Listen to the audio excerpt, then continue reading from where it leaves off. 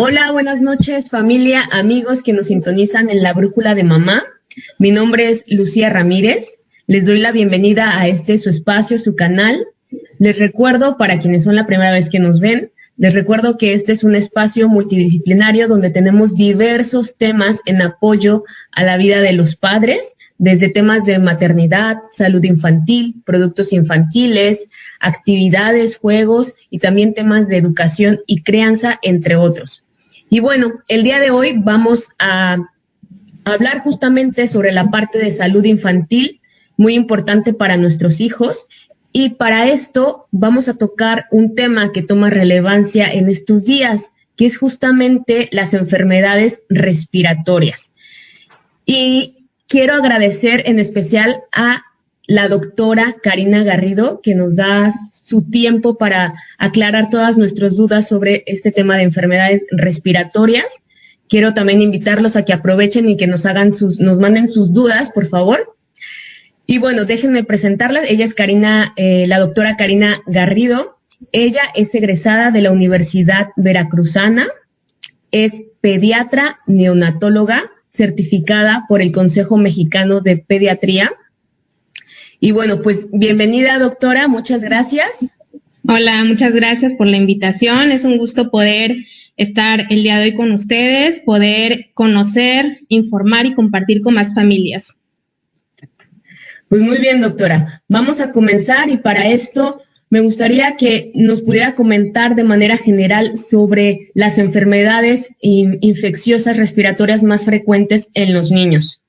Claro que sí. Bueno, antes de empezar hablando específicamente sobre las infecciones respiratorias, me gustaría hablar un poco sobre el contagio. ¿Cómo es que se da el contagio? ¿Cómo es que enfermamos de una infección en general, ya sea respiratoria, gastrointestinal, ¿no?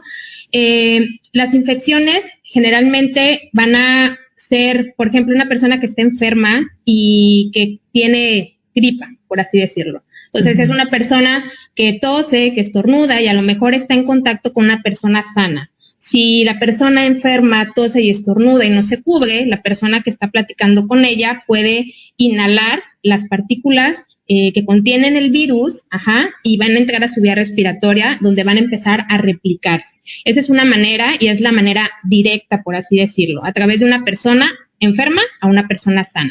La otra manera es a través de una manera indirecta, es decir, una persona enferma, por ejemplo, estornuda, se limpia, ¿no?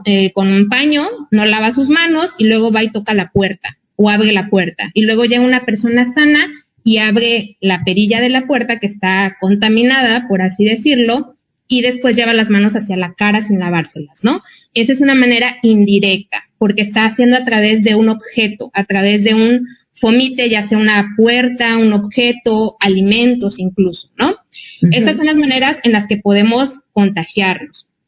Ahora, las infecciones de vías respiratorias y en general las infecciones tienen un periodo de incubación. Eso significa que una vez que el virus, la bacteria o el germen que causa la infección ingresa a nuestro cuerpo, va a transcurrir un tiempo, el cual en promedio puede ser de 3 a 7, 14 días, donde va a empezar a replicarse y a lo mejor no inmediatamente va a dar algún síntoma, pero eso no quiere decir que no podamos ser capaces de enfermar a otras personas. Entonces, este es un periodo de incubación.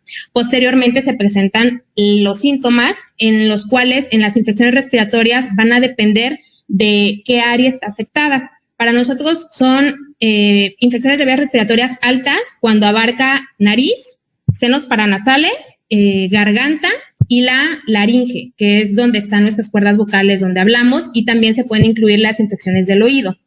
Y vías respiratorias bajas es en la parte inferior como la tráquea, los bronquios, que son como los arbolitos de los pulmones donde se lleva a cabo todo el proceso de oxigenación, y los pulmones. Entonces, de acuerdo a dónde se están, digamos que las infecciones pueden manifestarse a veces solamente en vía respiratoria alta, pero hay ciertos virus que también pueden afectar en las vías respiratorias bajas.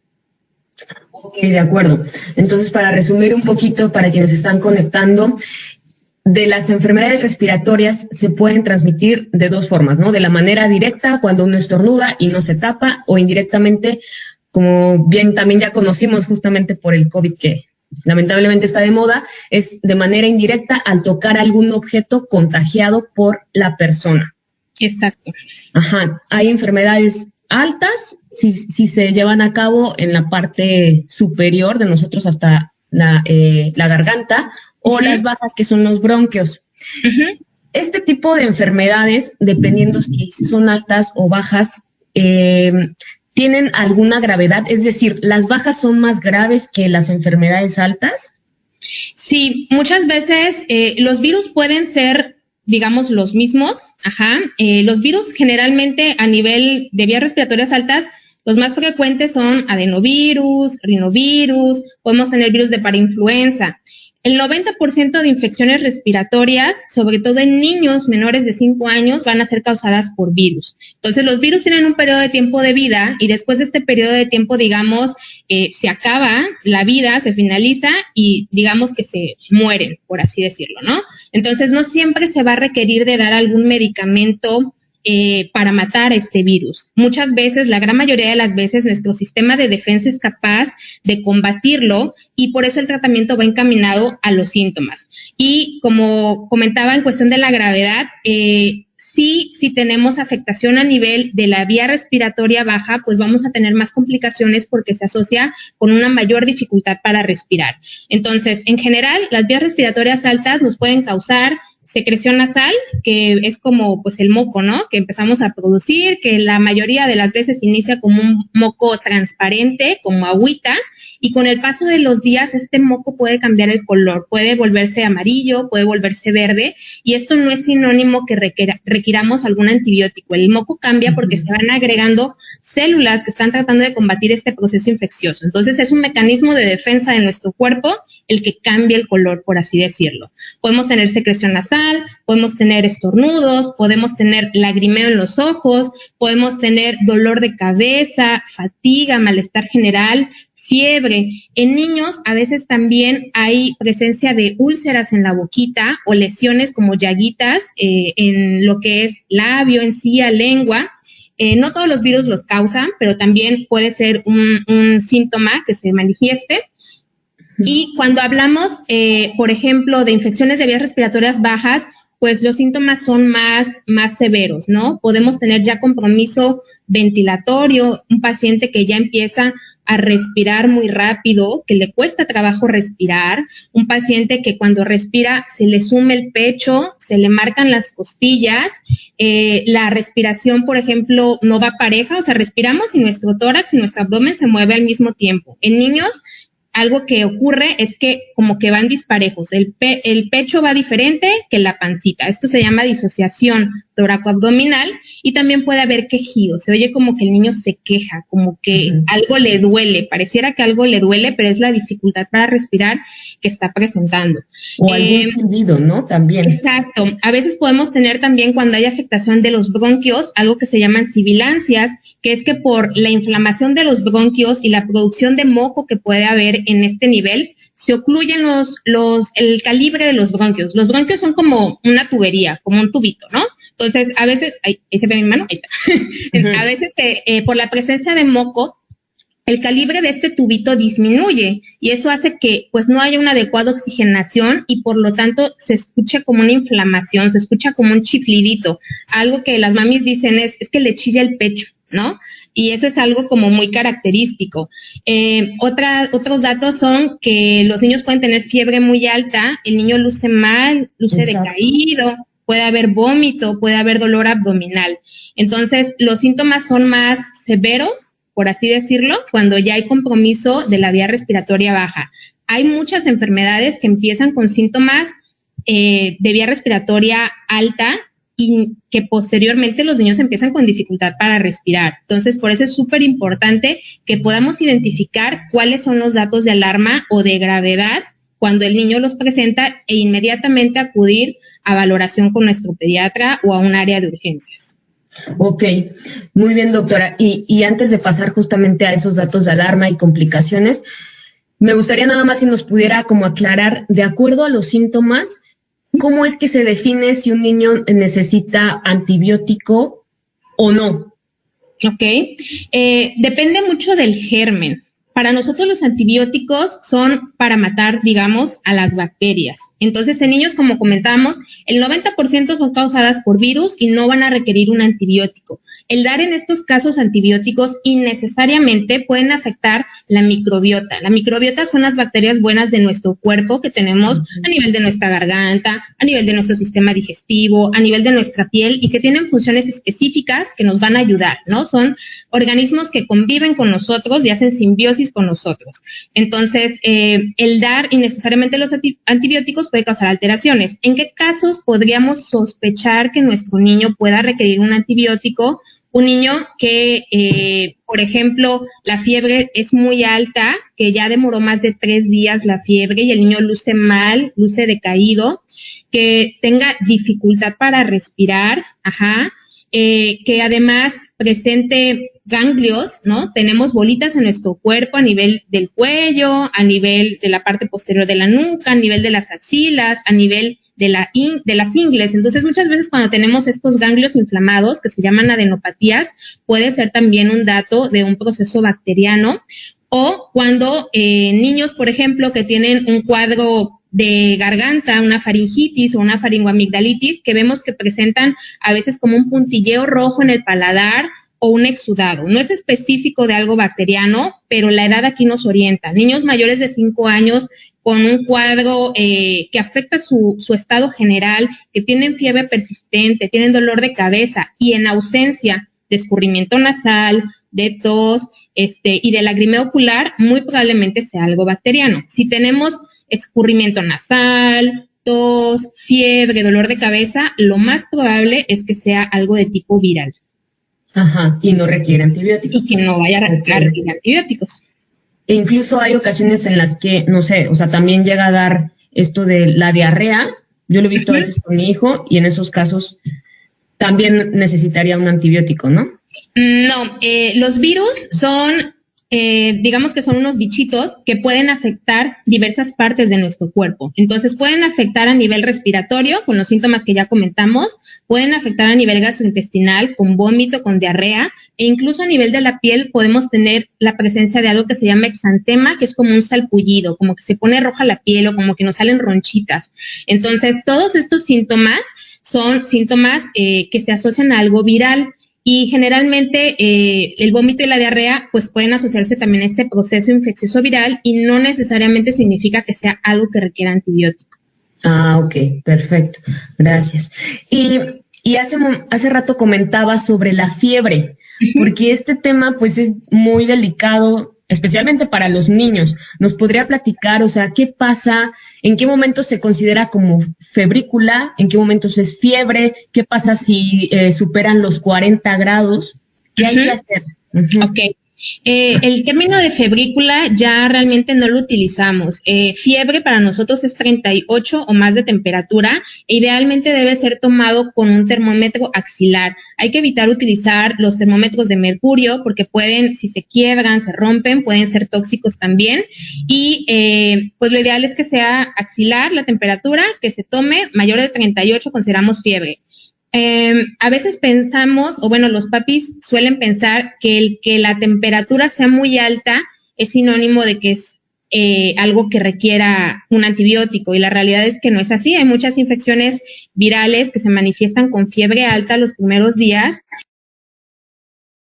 pues mejora y disminuye y que con el tratamiento, con los medicamentos suele, digamos, irse controlando. En caso de que un niño tenga tenga fiebre, lo primero que hay que hacer pues es baño con agua tibia, ¿no? No es necesario, a veces pensamos que tenemos que bañar con agua fría y esto puede ser perjudicial porque el frío o el cambio brusco de la temperatura puede causar algo que se llama vasoconstricción, que es que los vasitos de nuestro cuerpo como que se cierren y esto hace que más se concentre la temperatura, entonces va a incrementar más o incluso el bajar súbitamente la temperatura puede causar hipotermia y eso también es algo delicado, sobre todo en bebés pequeños. Siempre, pues lo ideal es baño con agua tibia, volver a checar la temperatura, descubrir al niño y comunicarnos con nuestro pediatra para ver si es necesario algún tipo de medicamento, ¿no? Siempre los medicamentos bajo supervisión de su pediatra porque se tienen que calcular en base al peso. Entonces, hay ciertas enfermedades que de acuerdo al cuadro clínico que tenga el paciente, pues tal vez lo mejor sea esperar a ver la evolución, y hay situaciones en las cuales, por ejemplo, sabemos que puede haber fiebre, supongamos después de una vacuna, ¿no? Que a lo mejor el niño tiene fiebre, ya se aplicó la vacuna, ya pasaron varias horas de la vacuna, el niño está muy molesto, tiene fiebre, bueno, ahí ya podríamos administrar algún medicamento con supervisión de nuestro pediatra, porque sabemos que es asociado al efecto de la vacuna y no específicamente porque el niño esté enfermo. Pero siempre es importante ver la evolución que vaya teniendo, y algo importante es que aquí mucho el temor es que el niño va a convulsionar porque tiene 40 de temperatura, ¿no? Y la realidad es que las convulsiones febriles tienen que ver más que nada con el antecedente genético, es decir, mamá o papá o algún hermano de niño convulsionó y muy probablemente uno de nuestros familiares, o sea, ya con ese antecedente es más probable que convulsionen, pero solamente el 5% de los niños van a tener estas convulsiones febriles y no tiene que ver con la cantidad de la temperatura. Hay niños que convulsionan con 38, 38,2, pero tienen el antecedente, y la mayoría de las veces pues son convulsiones que no van a traducir algún problema neurológico al niño y digamos el comportamiento va a ser benigno sin causar ninguna secuela. Diferente sería que la fiebre fuera una manifestación también, o las convulsiones fueran una manifestación de una afectación a nivel neurológico, es decir, que ya haya datos de infección a nivel cerebral, ¿no? Que también puede ser un motivo por el cual un niño convulsione, sobre todo si tenía antecedente de otros datos previamente. Pero en general, por sí sola, la fiebre no nos va a dar las convulsiones. Ah, perfecto. Qué bueno que lo aclara, porque creo que sí, es una de las creencias que teníamos la mayoría de los padres, que llegaba a 40 y puede convulsionar y en automático puede que haya un daño cerebral. Pero ya vemos que esto no es así, que puede ser hereditario, y de cualquier modo lo primero que se tiene que hacer en estos casos pues es hablarle o acudir al pediatra, ¿no? En estos temas de fiebre. Claro, sobre todo cuando son bebés muy pequeños, menores de 3 meses, porque puede ser un dato de una infección severa. Exacto.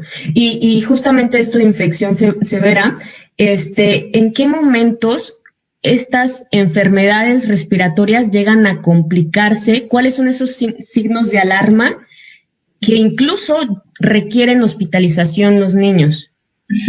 Bueno, los datos o los criterios que nosotros podríamos valorar para ver qué paciente ingresamos a hospitalización, pues es la dificultad para respirar, ¿no? Un niño que está respirando muy agitado, que está respirando muy rápido y que esa respiración además conlleva dificultad, o sea, lo que comentábamos hace rato, se le marcan las costillas, se le sume el pecho, está morado alrededor de los labios, se queja, que la saturación, que es la cantidad de oxígeno que tenemos en nuestra sangre, esté por abajo del 94%, que el niño haga pausas en su respiración, o sea, está respirando y de repente deja de respirar y vuelve a respirar, y se queda y vuelve a respirar. Entonces, esos se llaman apneas y no es normal que un niño haga eso. Un niño que no tolera la alimentación, que está deshidratado, que está vomitando, tiene además mucha diarrea y no tolera o rechaza el alimento, y hay alteración en el estado neurológico, el niño está muy hipoactivo, no reacciona a los estímulos. Esos son criterios para hospitalizar a un paciente. Ok, perfecto, doctora. Y bueno, pasando un poquito al tema de la prevención de estas enfermedades respiratorias, ¿qué pasa en cuanto a las vacunas? Bueno, las vacunas son elementos que contienen muchas veces virus, ¿no? Que son modificados, que son atenuados para disminuir el riesgo de enfermedad. Entonces, las vacunas previenen enfermedades potencialmente graves en los niños y es sumamente indispensable que todos los niños, de hecho, las vacunas es un derecho de los niños, porque los niños tienen derecho a la salud, puedan administrárselas.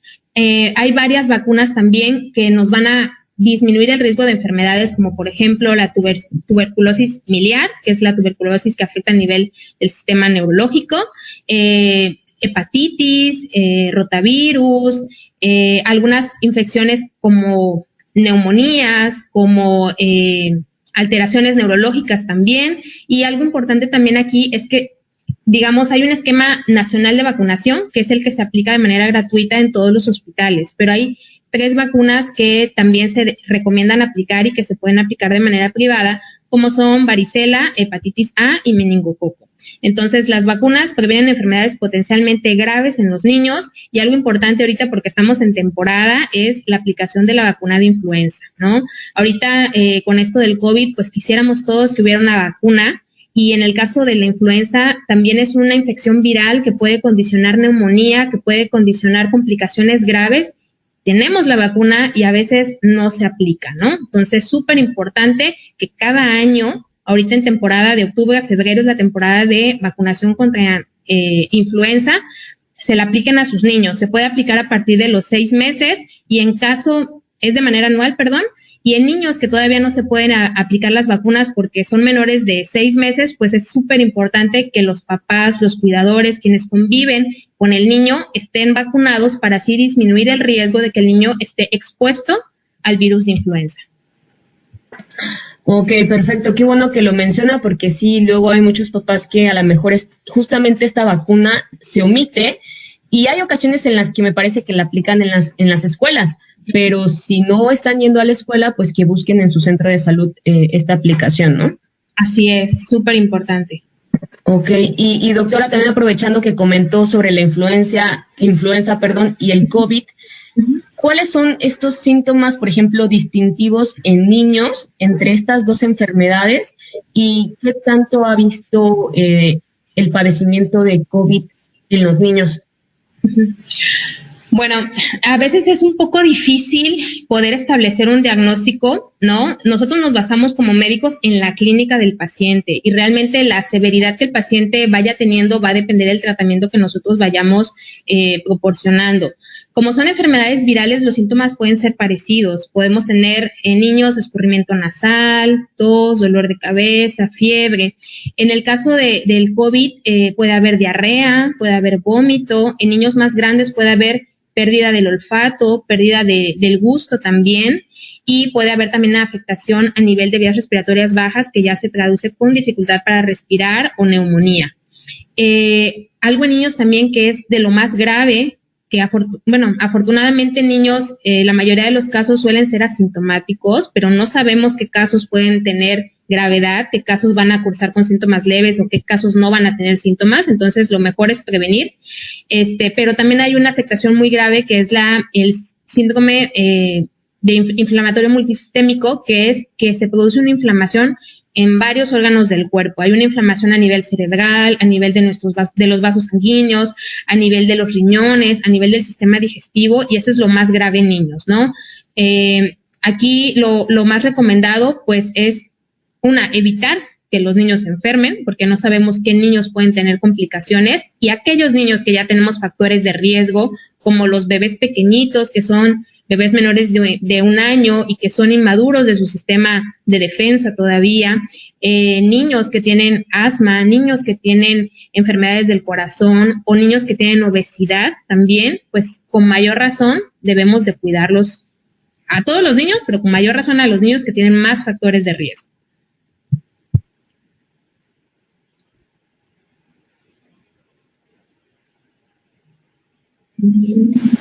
Perdón, el micrófono. Sí, qué bueno que nos comenta esto y justamente para prevenir tanto el COVID como influenza y todas estas enfermedades respiratorias en nuestros niños, ¿cuáles serían las recomendaciones generales que nos puede dar a los papás para tomar en cuenta? Claro. Bueno, primero, en cuestión de lo del COVID, pues que permanezcan los niños en casa, ¿no? Ahorita los niños no están yendo a la escuela precisamente para disminuir el riesgo de exponerlos. Entonces, lo ideal es que los niños permanezcan en casa. Si necesitan salir, si es indispensable que salgan, porque a lo mejor van a ir a recibir atención médica o van a ir a vacunarse, usar el cubrebocas. El cubrebocas debe de cubrir la boca y la nariz, toda esta parte, y no solamente la boca, debe de quedar completamente cubierta la cara, incluyendo la mandíbula. También en bebés, por ejemplo, bebés pequeñitos, la lactancia materna le provee al niño anticuerpos para disminuir el riesgo de que pueda enfermar. Y aquí algo importante que quiero puntualizar es que si la mamá enferma de COVID-19 no se contraindica la lactancia. He tenido varios casos de mamis que me preguntan que si es necesario separarse de su bebé. No está indicado separar a un bebé, a un recién nacido de su madre, aunque la mamá enferme. Lo ideal es que la mamá pueda lactar al bebé, que pueda utilizar cubrebocas, que tenga un adecuado lavado de manos, porque si la mamá está enferma va a producir anticuerpos y estos anticuerpos sabemos que están presentes en la leche y con esto disminuimos el riesgo de complicaciones y de que haya una enfermedad grave en el bebé. Otra cosa también es la adecuada alimentación, tratar de que sea una dieta variada, una dieta balanceada. Las vitaminas, los minerales y antioxidantes los obtenemos principalmente de las frutas y de las verduras. Las proteínas que nos ayudan a formar tejido, a formar piel y algunas partes de nuestro cuerpo están en los alimentos de origen animal, como las carnes, ¿no? Las carnes de los animales, pollo, pescado, derivados lácteos, huevo. Las leguminosas, que son las proteínas vegetales también, y además nos proveen hierro. Y finalmente, los cereales, que son los carbohidratos, ¿no? Como la tortilla, el arroz, las pastas, obviamente es como un equilibrio entre todo, pero nos van a dar energía para que podamos realizar nuestras actividades en general. Entonces, es súper importante que los niños tengan una dieta variada, una dieta balanceada, una dieta adecuada, que realicen actividad física de 30 a 60 minutos al día también. Esto es importante. Y el lavado de manos, ¿no? El lavado de manos salva vidas. El lavado de manos antes de comer, después de ir al baño, si toco una superficie, si tengo que salir a hacer una compra, si no tengo en ese momento para lavarme las manos, traer el alcohol gel y realizar una adecuada limpieza de las manos. Y también el estornudo de etiqueta. Si, por ejemplo, pasa, ¿no? Que alguien estornuda o tose, pues tratar de cubrir la cara con el ángulo interno del codo, además de traer el cubrebocas, para evitar que haya una mayor salida de partículas que puedan causar enfermedad a otras personas. Y pues las vacunas. Todas las vacunas se deben de aplicar. El hecho de que los niños estén en casa no significa que no deban de vacunarse. Las vacunas, como ya comentamos, previenen enfermedades que son potencialmente graves y además son un derecho de los niños. Exacto. Muy bien, doctora. Pues qué bueno, para que todos los padres tomemos en cuenta esto, esquema de vacunación completo de acuerdo a la edad de sus hijos, la higiene indispensable, ya saben, antes y después de ir al baño y antes de comer, el usar el cubrebocas. Las mamitas que están dando lactancia, no dejen de lactar a sus hijos a pesar de que si ustedes padecen el COVID, como comenta la doctora, nada más lleven a cabo las medidas de higiene y de seguridad con el cubrebocas, pero la lactancia es un gran, incluso como si fuera una vacuna, ¿no? Para los niños. Sí, es una vacuna diaria, ¿no? Porque finalmente la leche materna es un fluido que se va a adaptar a las necesidades que tenga el bebé o el pequeño. Entonces, ahorita, pues como comentábamos, va a producir mayores anticuerpos, va a producir mayores inmunoglobulinas para evitar el riesgo de que los niños se enfermen. Y si el niño enferma, disminuye el riesgo de que pueda tener alguna complicación. Exacto, sí, y yo lo he visto con mi hijo, o sea, si se enferma es algo leve, porque pues la leche materna sí duró un tiempo suficiente para darle esos anticuerpos. Así es, doctora. Pues muy bien. De los papás que nos están sintonizando, por favor, si tienen alguna duda, escríbanos y vamos a aprovechar si la doctora nos puede ayudar a aclararles su duda, por favor, pero no se queden con su inquietud. Ahora es momento de preguntar. Vamos a ver. Qué padre que hay varios papás aquí viéndonos, muy interesados en el tema. Aquí Adri, Lourdes, Mayra, Erika, Jacqueline, que la felicita, excelente pediatra. Saludos, señora Jackie, es la mami de una pacientita. Ay, qué padre. Dayenu, Laura, Judy, Lisbeth, Maki, Lisa y Lourdes. Pues muy bien. Parece que quedó todo muy claro y eso está perfecto. Así es que vamos a cuidarnos mucho, tanto nosotros como nuestros hijos en esta época. Muy bien, doctora, ¿algo más que quisiera agregar? No, pues creo que las recomendaciones que acabamos de dar, espero que puedan llevarlas a cabo. Como comentábamos hace rato, desgraciadamente no sabemos la evolución que podamos tener, ¿no? Ni nosotros los adultos ni los niños, no porque sean niños no se van a enfermar, no todos los niños cursan asintomáticos, entonces es preferible no saber qué tipo de evolución vayan a tener y es preferible que pues nunca se enfermen. Entonces tratar de seguir las recomendaciones, tratar de permanecer en casa y cuidar mucho a sus niños. Muy bien, doctora. Nos están haciendo 2 preguntitas, si nos puede ayudar, por favor. La primera es, nos dice Lourdes, ¿cómo saber cuándo es alergia y cuándo es algún contagio por virus o bacteria? Es una muy buena pregunta.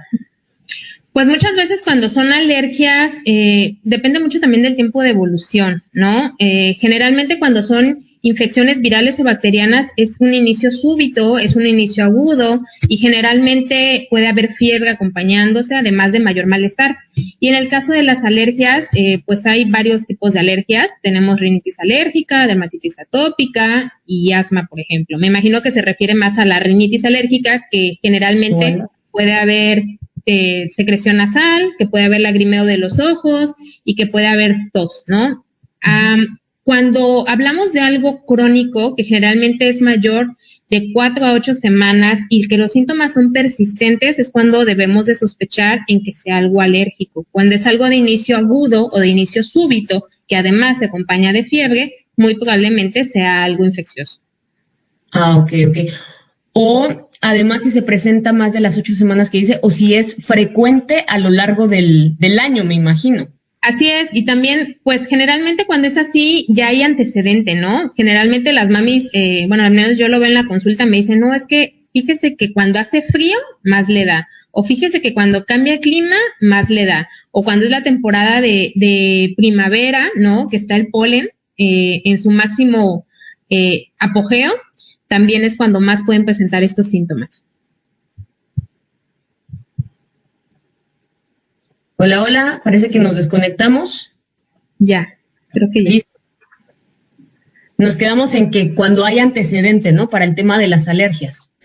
Cuando hay antecedentes, generalmente las alergias no es regla, pero la mayoría de las veces suele haber antecedente de alguien en la familia, de primera línea, mamá, papá, algún hermano, por ejemplo, tuvieron de niños también alguna sintomatología, ¿no? Más o menos el 30% está en relación con un antecedente hereditario y pues como comentábamos, los síntomas son persistentes, se pueden presentar en diferentes ahora sí que épocas del año, en diferentes circunstancias, pero una alergia no va a dar fiebre, por ejemplo, ¿no? Entonces, si es algo que empezó hace 2 días, el niño con moquito, no quiere comer, le duele la cabeza, está irritado y además tiene fiebre, pues muy probablemente sea algo infeccioso.